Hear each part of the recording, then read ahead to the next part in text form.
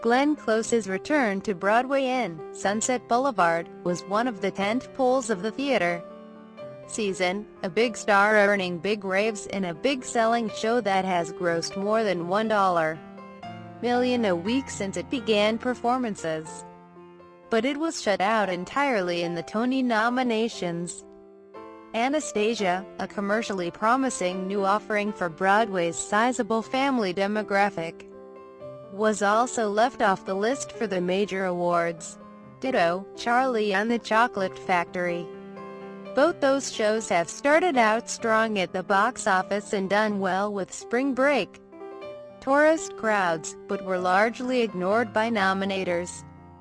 Given those omissions, and after seasons in which the Tonys anointed A Gentleman's Guide to Love and Murder over Beautiful, or Avenue Q over Wicked, it can look to outside observers like nominators are turning up their noses at popular crowd pleasers in favor of snob hits. Which leads to the question, are the Tonys elitist? That critique will have a familiar ring for organizers of the Oscars, for whom the perception of elitism became such a concern that they decided to supersize the category for Best Picture, expanding the field to a possible 10 so that high-profile blockbusters could rub shoulders with the art house faves.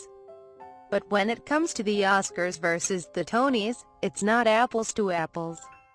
For one thing, this year's nomination frontrunners, from Natasha, Pierre and the Great Comet of 1812, to Dear Evan Hansen, to Hello, Dolly, were all box office heavy hitters. Two, often even stronger than shows like Sunset Boulevard, Anastasia. And there are plenty of seasons when Broadway's biggest-selling crowd-pleaser is also the awards season champion. Take last year's Hamilton, for instance, or Billy Elliot, or The Lion King, in prior seasons. In some ways, it's not just the Tonys but all of Broadway that could be elitist. For one thing, it's entirely localized, available to a relatively small number of New York City residents and city visitors. Beyond that, the number of those people who can actually get in to see a show is limited even further, because each Broadway show plays 8 performances, or less, in just one theater, with, at most, 2,000 seats, and often fewer. For the biggest hits, high demand and limited availability drive ticket prices far higher than $15 a pop for a movie, with premium tickets hitting $849 for Hamilton, and $748 for Hello, Dolly, and top non-premium prices at most shows ranging between $150 and $200. Broadway can seem far from affordable for the masses. But while Broadway, and by extensions the Tonys, can seem insular, theater itself isn't.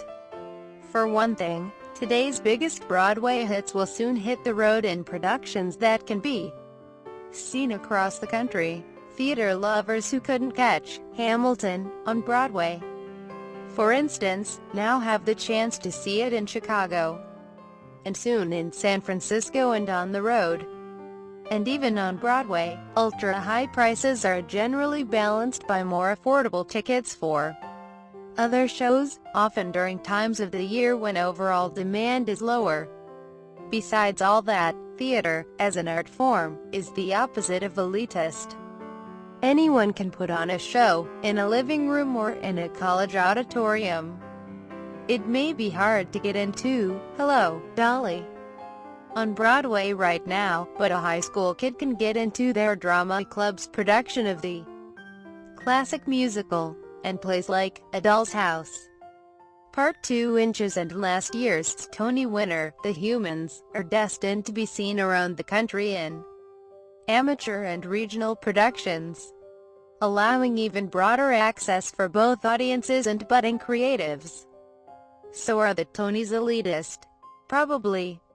In that they honor work that's only currently accessible to a small percentage of the general populace.